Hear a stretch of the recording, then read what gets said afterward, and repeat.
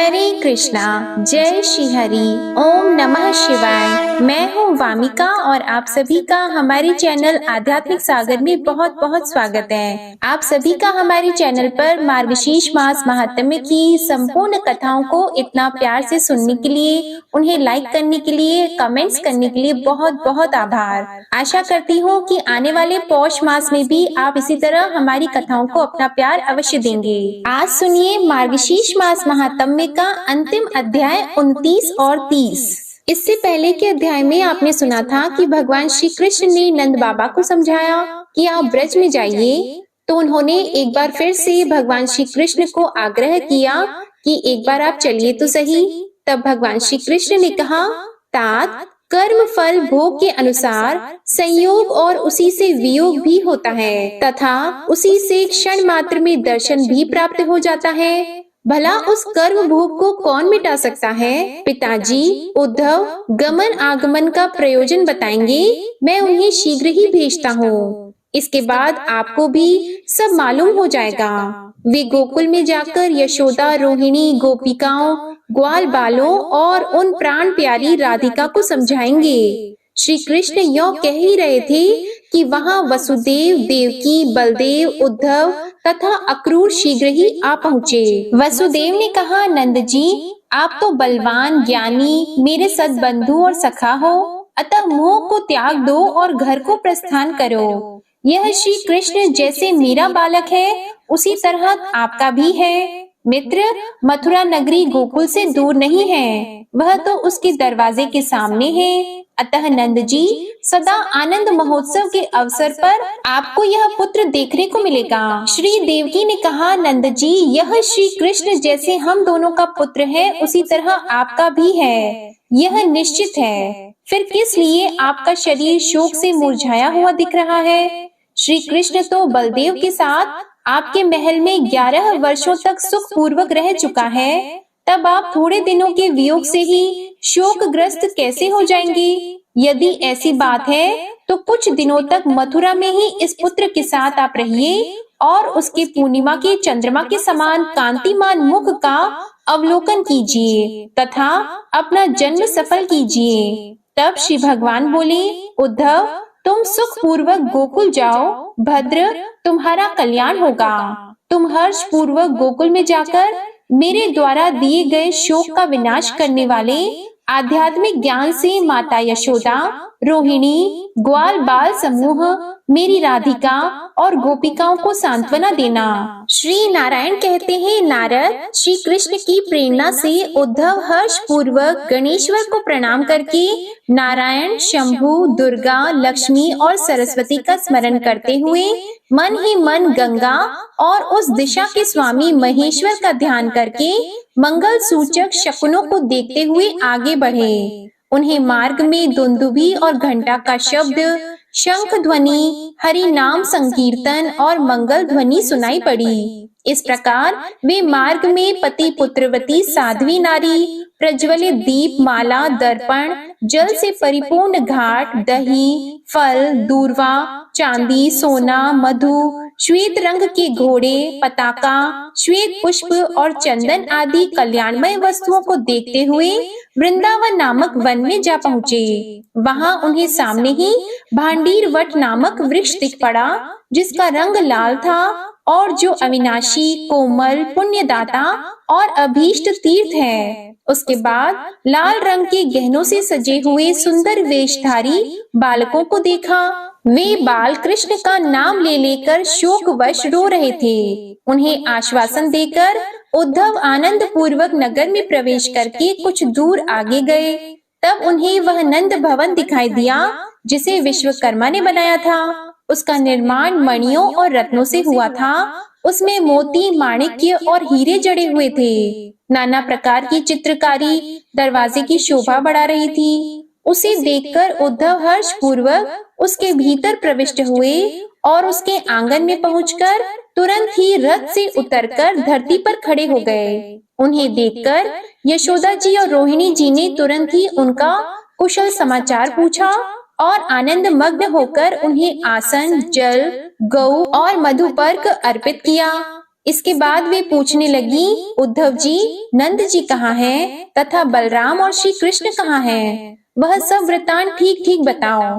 तब उद्धव ने कहना आरंभ किया, हे यशोदे, सुनो, वे सब सर्वथा सकुशल हैं और नंद जी भी आनंद पूर्वक हैं। वे श्री कृष्ण और बलराम के साथ कुछ विलंब से आएंगे, क्योंकि वहाँ श्री कृष्ण के उपनयन संस्कार तक ठहरेंगे। मैं विधि पूर्वक तुम लोगों का कुशल समाचार जानकर मथुरा लौट जाऊंगा। इस मंगल समाचार को सुनकर यशोदा जी और रोहिणी जी आनंद विभोर हो गयीं।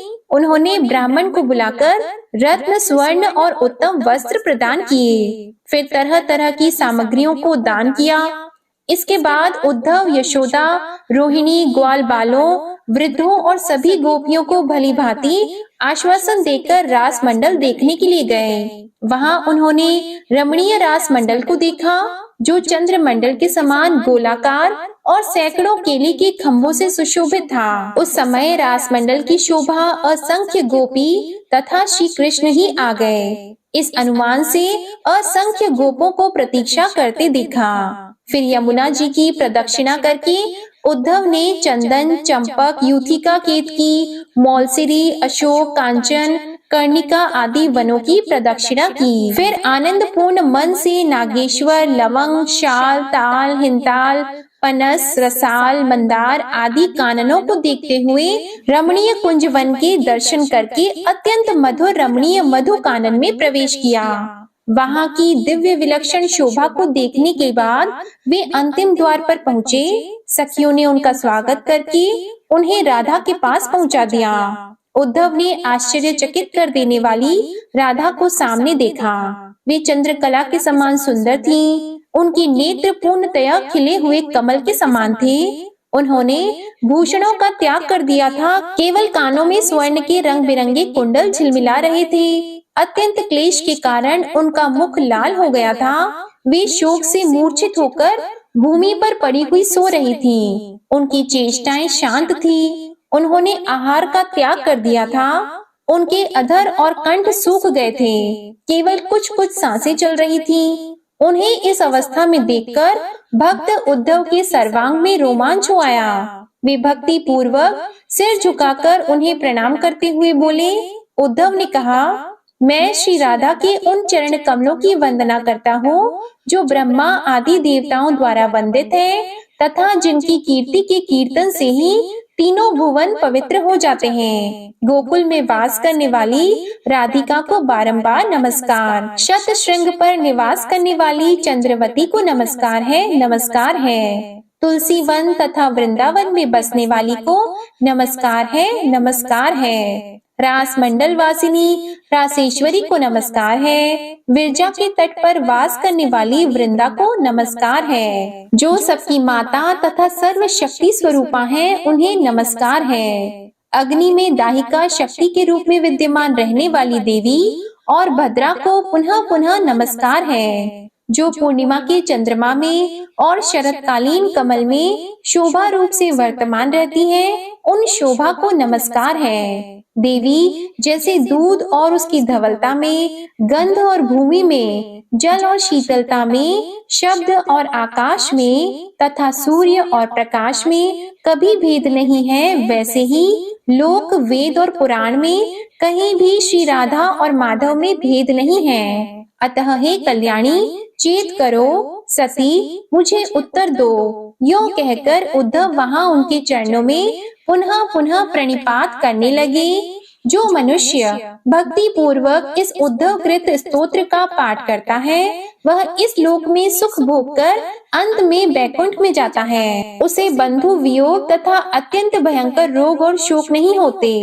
जिस स्त्री का पति परदेश गया हो, वह अपने पति से मिल जाती है और भार्या वियोगी अपनी पत्नी को पा जाता है। पुत्रहीन को पुत्र मिल जाते हैं, निर्धन को धन प्राप्त हो जाता है, भूमिहीन की भूमि की प्राप्ति हो जाती है, प्रजाहीन प्रजा को पा लेता है, रोगी रोग से विमुक्त हो जाता है और बंधा हुआ बंधन से छूट जाता है। भयभीत मनुष्य भय से मुक्त हो जाता है। आपत्तिग्रस्त आपदा से छुटकारा पा जाता है और अस्पष्ट कीर्ति वाला उत्तम यशस्वी तथा मूर्ख पंडित हो जाता है। श्री नारायण कहते हैं, हे नारद, उद्धव द्वारा किए गए स्तवन को सुनकर राधिका जी की चेतना लौट आई।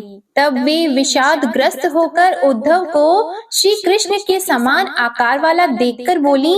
श्री राधिका ने कहा, वत्स, तुम्हारा क्या नाम है? किसने तुम्हें भेजा है? तुम कहाँ से आए हो? तुम्हारे यहाँ आने का क्या कारण है? यह सब मुझे बताओ।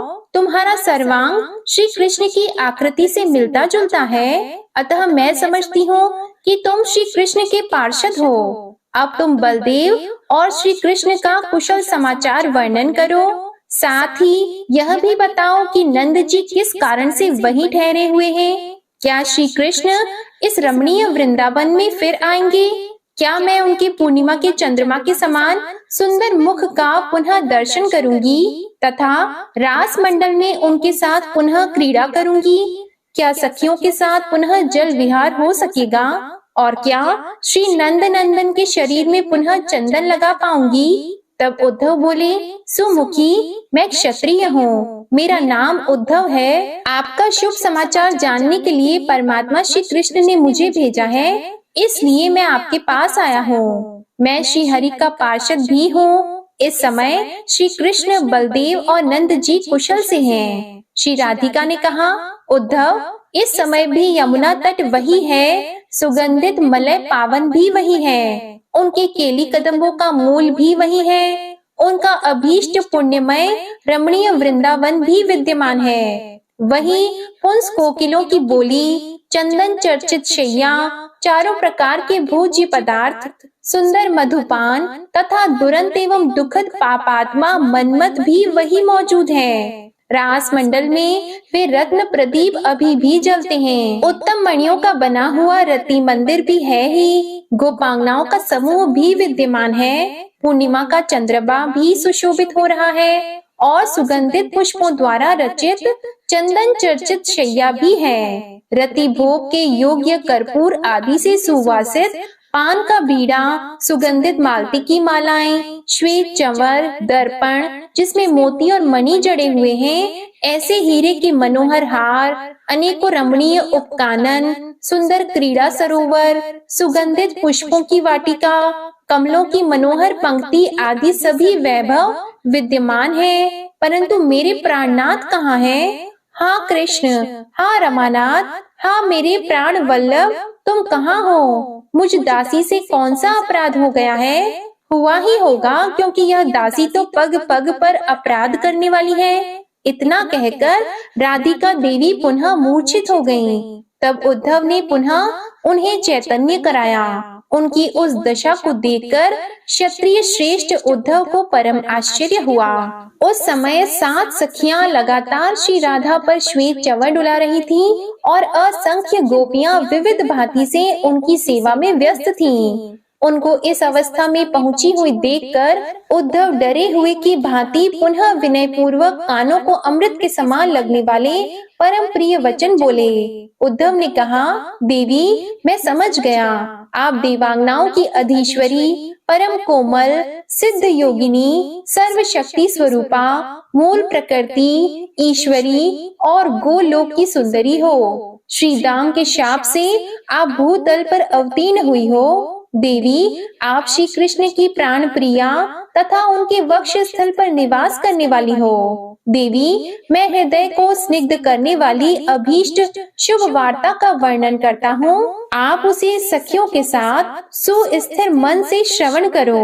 वह वार्ता दुख रूपी दावाग्नि में झुलसी हुई के लिए अमृत की वर्षा के समान तथा विरह व्याधि ग्रस्ता के लिए उत्तम रसायन के समान है। नंद जी सदा प्रसन्न हैं, उन्हें वसुदेव ने निमंत्रित कर रखा है, अतः वे वहां आनंद पूर्वक श्री कृष्ण के उपनयन संस्कार तक ठहरेंगे। उस मंगल कार्य के सांगोपांग संपन्न हो जाने पर परमानंद स्वरूप नंद जी बलराम और श्री कृष्ण को साथ लेकर हर्ष पूर्वक गोकुल को लौटेंगे। उस समय श्री कृष्ण आकर प्रसन्नता के साथ पुनः माता को प्रणाम करेंगे और रात में हर्ष पूर्वक इस पुण्यमयी वृंदावन में पधारेंगे। सती राधिके, आप शीघ्र ही श्री कृष्ण के मुख कमल का दर्शन करोगी। उस समय आपका सारा विरह दुख दूर हो जाएगा।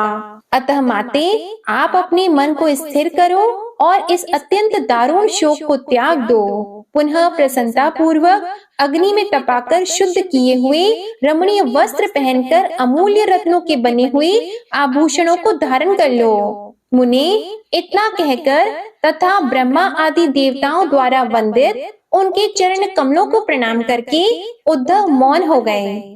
उद्धव के मधुर वचनों को सुनते ही सती राधिका के मुख पर मुस्कुराहट छा गई और उन्होंने उद्धव को अमूल्य दिव्य वस्त्र, आभूषण, रत्न, हार, भोजन, जल, तांबूल आदि देकर आशीर्वाद दिया।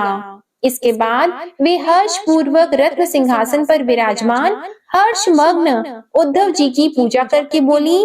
श्री राधिका ने पूछा, उद्धव, कपट रहित हो, सच सच बताओ, क्या सचमुच श्री हरि आएंगे? तुम भय छोड़कर ठीक ठीक कहना और इस उत्तम सभा में सत्य ही बोलना।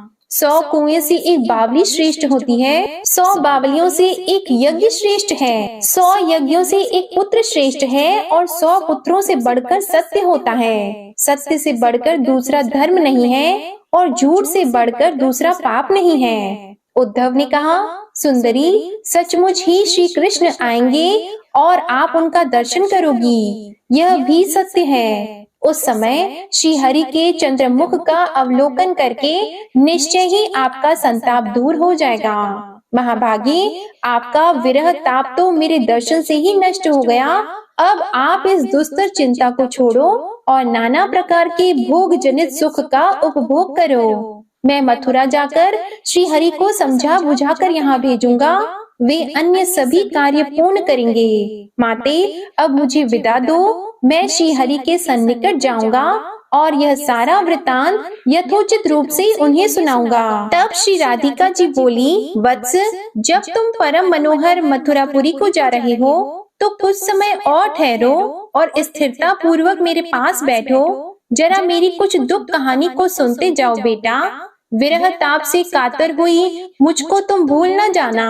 तुम निश्चय ही मेरे प्रियतम को भेजोगे, इसी से मैं तुमसे कुछ कह रही हूँ। अन्यथा स्त्रियों के मन की बात भला कौन विद्वान जानता है? विद्वान तो शास्त्र अनुसार कुछ कुछ ही निरूपण कर सकता है। जब वेद उसका वर्णन करने में समर्थ नहीं है, तब शास्त्र बेचारे क्या कह सकते हैं? परंतु पुत्र, तुम जाकर श्री कृष्ण से मेरी बात कहोगे, मैं तुम्हें सब कुछ बता रही हूँ। उद्धव, मुझे घर और वन में कोई भेद नहीं प्रतीत होता। मेरे लिए जैसे पशु आदि हैं, वैसे ही मनुष्य भी हैं। क्या जल है और क्या स्थल है, मैं यह भी नहीं समझ पाती। मुझे रात दिन का ज्ञान नहीं रहता और न मैं अपने आप को तथा सूर्य चंद्रमा के उदय को ही जान पाती हूँ। इस समय श्री हरि का समाचार पाकर क्षण भर के लिए मुझे चेतना आ गई है। अब मैं श्री कृष्ण के स्वरूप का दर्शन कर रही हूँ, मुरली की ध्वनि सुन रही हूँ तथा कुल, लज्जा और भय का त्याग करके श्री हरि के चरण का ध्यान कर रही हूँ। जो समस्त लोकों के ईश्वर तथा प्रकृति से परे हैं, उन श्री हरि को पाकर भी माया के वशीभूत होने के कारण उनको गोपपति समझकर मैं उन्हें यथार्थ रूप से जान न सकी। वेद और ब्रह्मा आदि देवता जिनके चरण कमलों का ध्यान करते रहते हैं, उन्हीं की मैंने क्रोध में भरकर भर्त्सना कर दी थी। यह मेरा बर्ताव मेरे हृदय में कांटे की तरह चुभ रहा है। उद्धव, उनके चरण कमलों की सेवाओं में, गुण कीर्तन में, उनकी भक्ति में, ध्यान अथवा पूजा में जो क्षण व्यतीत होता है, उसी में सारा मंगल, आनंद और जीवन स्थित है। उसके विच्छेद हो जाने पर सदा हृदय में संताप और विघ्न हो जाता है। अब मेरी पुनः उस प्रकार की अभीष्ट क्रीड़ा प्रीति नहीं होगी, न वैसा प्रेम सौभाग्य होगा और न निर्जन स्थान में समागम ही होगा। उद्धव, अब मैं उनके साथ वृंदावन में नहीं जाऊंगी, नंद नंदन के वक्ष स्थल पर चंदन नहीं लगाऊंगी, न उन्हें माला पहनाऊंगी न उनके मुख कमल की ओर निहारूंगी, न पुनः मालती, केतकी और चंपक के काननों में तथा सुंदर रास मंडल में ही जाऊंगी, न हरि के साथ रमणीय चंद कानन में विचरूंगी, न पुनः मलय की सुगंध से युक्त रत्न मंदिर में ही जाऊंगी। वसंत ऋतु में खिली हुई वह सुंदर माधवी लता कहाँ है? वह वसंत की रात्रि कहाँ चली गई? वसंत ऋतु कहाँ चला गया? और हाय, वे माधव श्री कृष्ण भी कहाँ चले गए? इतना कहकर राधा जी श्री कृष्ण के चरण कमलों का ध्यान करने लगी। उनके शरीर में रोमांच हो आया और वे रोती हुई पुनः मूर्छित हो गईं। श्री नारायण कहते हैं, मुने, राधिका को मूर्छित देखकर उद्धव को महान विस्मय और भय प्राप्त हुआ। वे राधा की सच्ची भक्ति और अपने को कहने मात्र का भक्त जानकर तथा भाग्यवती सती राधा की ओर देखकर सारे जगत को तुच्छ समझने लगी। फिर मृतक तुल्य पड़ी हुई राधा को होश में लाते हुए उनसे बोले। उद्धव ने कहा, हे कल्याणी, होश में आ जाओ। जगन्माते, आपको नमस्कार है। आप ही पूर्व जन्मकृत समस्त कर्म हो। अब आपको श्री कृष्ण के दर्शन प्राप्त होंगे। आपके दर्शन से विश्व पवित्र हो गया और आपकी चरण रज से पृथ्वी पावन हो गई। आपका मुख परम पवित्र है और आपके स्पर्श से गोपिकाएं पुण्यवती हो गईं। इसके बाद उद्धव बोले, कल्याणी, चेत करो। जगन्माते, मेरी ओर ध्यान दो। मैं कृष्ण भक्त के किंकर का भी किंकर उद्धव हूँ। माँ, मुझ पर कृपा करो। मैं पुनः मथुरा जाऊंगा, क्योंकि मैं स्वतंत्र नहीं हूँ, बल्कि कठपुतली की भांति पराधीन हूँ। तथा जैसे बैल सदा हलवाही के वश में रहता है, उसी तरह मैं श्री कृष्ण के अधीन हूँ। श्री नारायण कहते हैं, नारद, उद्धव के वचन सुनकर राधिका को चेतना लौट आई। श्री राधिका ने कहा, वत्स, तो मथुरा जाओ, परंतु वहाँ सुख में पड़कर मुझे भूल मत जाना। यदि भूल जाओगे तो इस भव सागर में तुम्हारे लिए इससे बढ़कर दूसरा अधर्म नहीं है। इस समय तुम जाकर परमानंद स्वरूप श्री कृष्ण से मेरी सारी बात कह सुनाओ और शीघ्र ही मेरे स्वामी को यहाँ ले आओ। भला जगत की युवतियों में किसको ऐसा दुख है? श्री कृष्ण के वियोग जन्य दुख को मेरे अतिरिक्त और कौन जानती है? सीता को भी वियोग दुख कुछ कुछ ज्ञात है। त्रिलोकी में नारियों में मुझसे बढ़कर दुखिया कोई नहीं है। बेटा उद्धव, किस युवती को मेरे सामने दुख है? भला कौन नारी मेरी मानसिक व्यथा को सुनकर विश्वास करेगी? स्त्रियों में राधा के समान दुखिया, विरह संतप्त और सुख सौभाग्य से ही नारी न हुई है और न आगे होगी। ऐसा कहकर राधिका जी फूट फूट कर रोने लगी। राधिका के ऐसे वचन सुनकर तथा बंधु वियोग से कातर हुई राधिका को रोती हुई देखकर उद्धव जी भी फूट फूट कर रोने लगे। उद्धव जी और राधिका जी के इस प्रकार के संवाद के बाद श्री नारायण कहते हैं, नारद, इसके बाद उद्धव यशोदा को प्रणाम करके उतावली के साथ हर्ष पूर्वक खरजूर कानन को बाएं करके यमुना तट पर गए। वहीं स्नान भोजन करके वे पुनः मथुरा को चल पड़े। वहां पहुंचकर एकांत में वट की छाया में बैठे हुए गोविंद को देखा। उस समय उद्धव शोक से दग्ध होने के कारण दुखी होकर रो रहे थे। उनके नेत्रों से आंसू झर रहे थे। उद्धव को आया देखकर श्री कृष्ण का मन प्रफुल्लित हो गया। तब वे उद्धव से मुस्कुराते हुए बोले। श्री भगवान ने पूछा, उद्धव, आओ, कल्याण तो है ना? राधा जीवित है ना? विरह ताप से संतप्त हुई कल्याणमयी गोपियों का जीवन तो चल रहा है ना? ग्वाल बालों तथा गोवत्सों का मंगल है ना? पुत्र विरह से दुखी हुई मेरी माता यशोदा का क्या हाल है? बंधु, यह ठीक ठीक बताओ कि तुम्हें देखकर मेरी माता ने क्या कहा? तुमने उसे क्या उत्तर दिया और उसने मेरे लिए क्या कहा है? अब जिस प्रकार राधिका जी, यशोदा जी श्री कृष्ण से मिलने के लिए, उनके दर्शन पाने के लिए बेचैन थे, उसी प्रकार श्री कृष्ण भी वृंदावन का सारा हाल, राधा जी का, यशोदा जी का, सारे ग्वाल बालों का हाल जानने के लिए बड़े व्याकुल थे। फिर उद्धव जी ने आंखों देखा सारा हाल उन्हें कह सुनाया। उन्होंने राधिका जी के संदेश को सुनाया यशोदा जी के हाल को ज्यों का त्यों कह सुनाया, जिसे सुनकर श्री कृष्ण कभी मुस्कुराते तो कभी दुख से ग्रस्त हो जाते।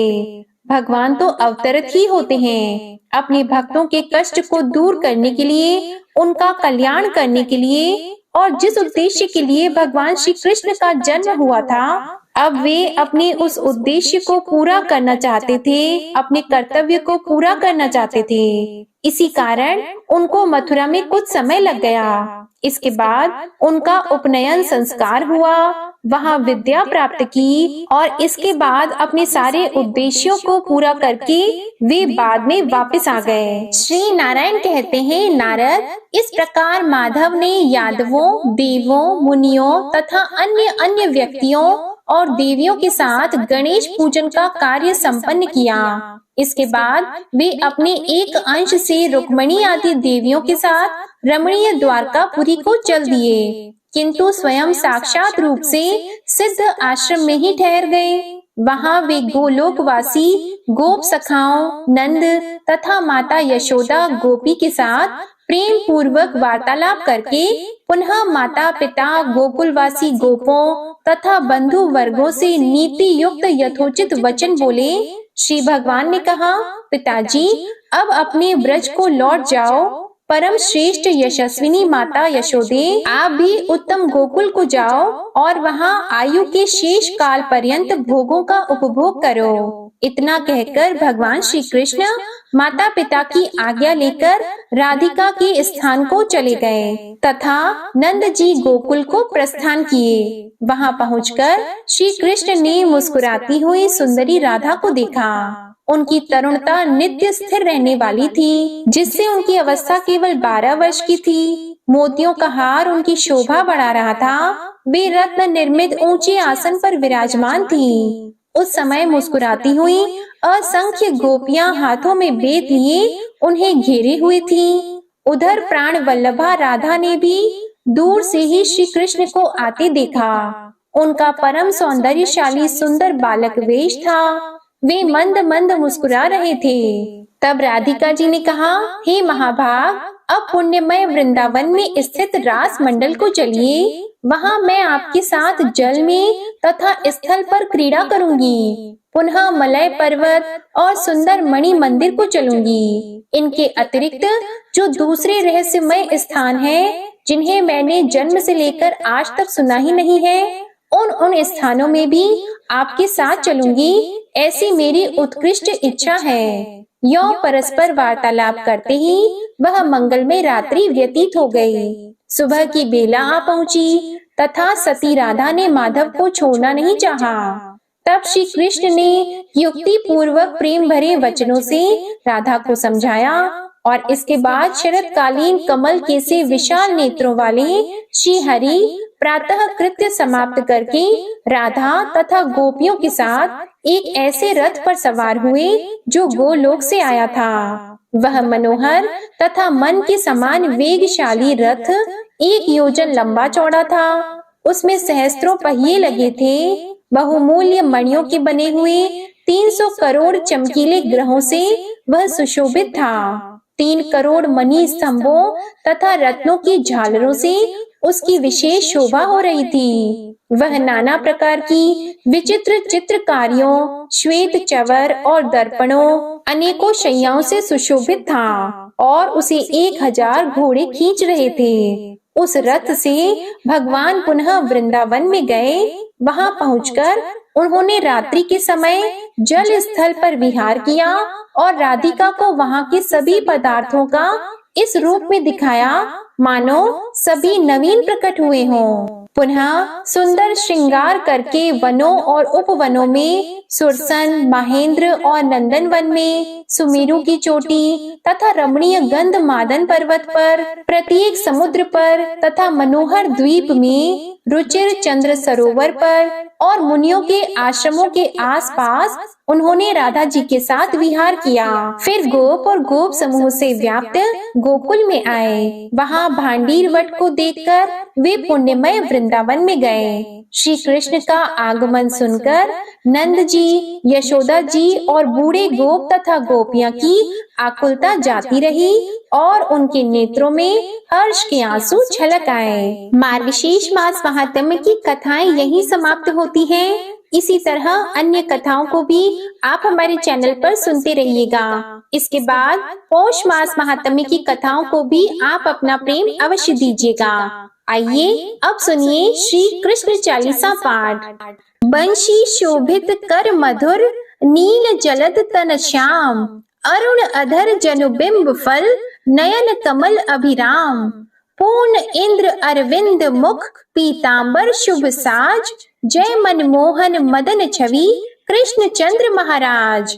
जय यदुनंदन जय जगवंदन, जय वसुदेव देवकी नंदन, जय यशोदा सुत नंद दुलारे, जय प्रभु भक्तन की दृग तारे। जय नट नागर नाग नथैया, कृष्ण कन्हैया धेनु चरैया। पुनि नख पर प्रभु गिरिवर धारो, आओ दीनन कष्ट निवारो। वंशी मधुर अधर धरि टेरो, होवे पूर्ण विनय यह मेरो। आओ हरि पुनि माखन चाखो, आज लाज भारत की राखो। गोल कपोल चिबुक अरुणारी, मृदु मुस्कान मोहिनी डारी। राजित राजीव नयन विशाला, मोर मुकुट वैजंती माला। कुंडल श्रवण पीत पट आछी, कटी किंकिणी काचनि काछी। नील जलज सुंदर तनु सोहे, छबि लखि सुर नर मुनि मन मोहे। मस्तक तिलक अलक घुंघराले, आओ कृष्ण बांसुरी वाले। करि पय पान पुत नहीं तारियो, अका बका का गासुर मारियो। मधुवन जलत अगिन तब ज्वाला, भय शीतल लखतहि नंद लाला। सुरपति जब ब्रज चढ़ साई, मूसर धार वारी वर्षाई। लगत लगत व्रज चहन बहायो, गोवर्धन नख धारी बचायो।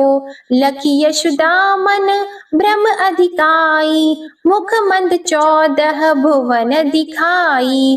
दुष्ट कंस अति उधम मचायो, कोटि कमल जब फूल मंगायो। नाथी कली यहीं तब तुम लीन है, चरण चिन्ह दे निर्भय कीन है। करि गोपिन संग रास विलासा, सबकी पूर्ण करि अभिलाषा। केतिक महा असुर संहार्यो, कंस ही केस पकड़ी दे मारियो।